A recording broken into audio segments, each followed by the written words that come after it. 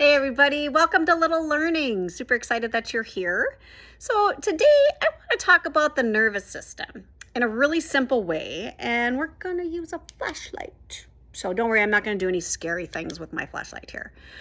One thing I want you to understand is your body's designed to live mostly in a calm, steady state called the parasympathetic nervous system. That's where healing happens, digestion works, hormones balance, you actually feel like yourself. So I want you to think of it. Right now I'm in my basement. It's a room, it's super cozy, it's got soft, steady lighting. I can see around my basement, I can function, life feels manageable down here. I've got a nice, just set way to just kind of deal with the stress that might happen in the house. So, flashlight, let's talk about that. Something stressful is gonna happen, right? Maybe you have an illness, maybe there's poor sleep, emotional stress, work overload, hormone issues, all when your body then says, hey, I got to turn on this flashlight. Flashlight is your sympathetic nervous system, or another word is fight or flight. It's meant to be temporary. So it zooms in on my stressor. Maybe my stressor is right there. Okay. It helps you focus. You deal with the problem. And then when the problem is done, you turn it off. Right? Super easy. Here's the thing. What I see in the clinic a lot is people who just never turn their flashlight off. They keep pushing. They ignore their symptoms. They drink more caffeine, sleep less, staying busy, staying stressed. The flashlight just stays on. And eventually, when the flashlight's on too long, what happens to the battery? Well, it dies. It doesn't work anymore. That's kind of how your body is too. Your body doesn't work anymore. The problem isn't gone, but there's no energy left to deal with the problem. So what starts happening, your body's so smart, it steals energy from other things that are working maybe. Digestion, hormones, immune system, sleep, mood.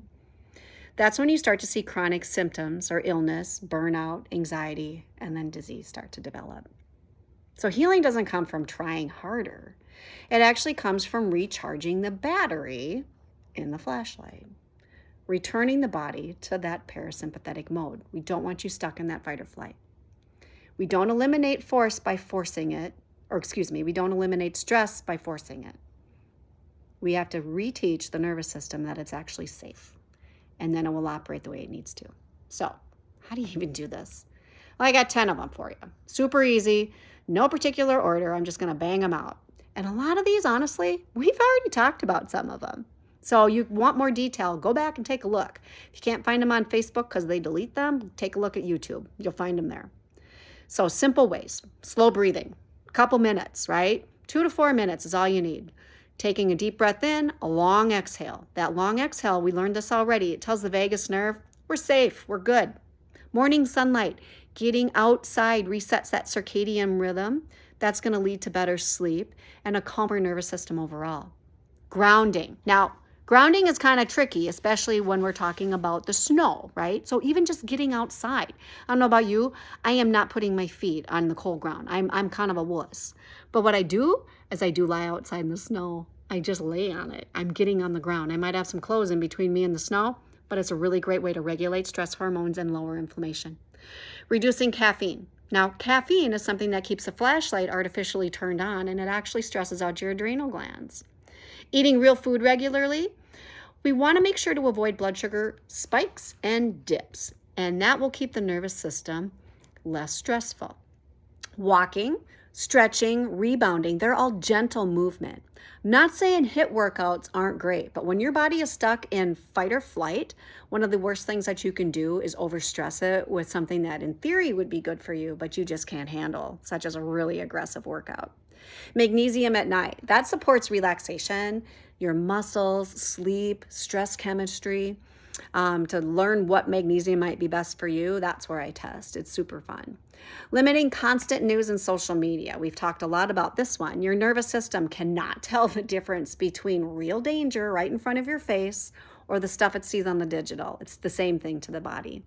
Boundaries. Saying no is a biological intervention for yourself. It's not just emotional, and it's not mean.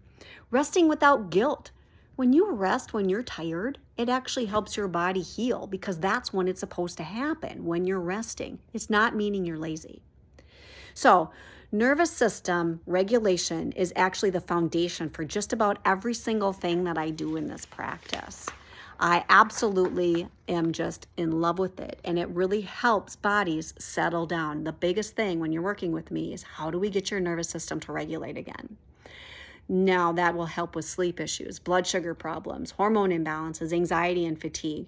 Everything traces back to where your body feels safe or stressed. That's why we're going to be doing some more classes. Super excited about that. So first thing, I've got blood sugar education in community ed. So River Falls Community Ed is how you're going to connect with that one. That's a super fun one. We're going to be doing that actually next Tuesday. Then I've got 2 separate sleep workshops. They are the same workshop. It's just 2 separate days right here in River Falls coming up on a Saturday and a Thursday. I'll put the information in the link below.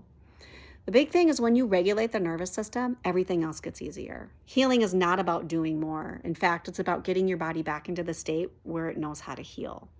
So remember, your symptoms might be common, but they're not normal. And often they're just a sign that your flashlight battery just might be dead. So start healing when you stop forcing it, and then you're actually going to restore and recharge. Thanks for listening, and we'll see you next week.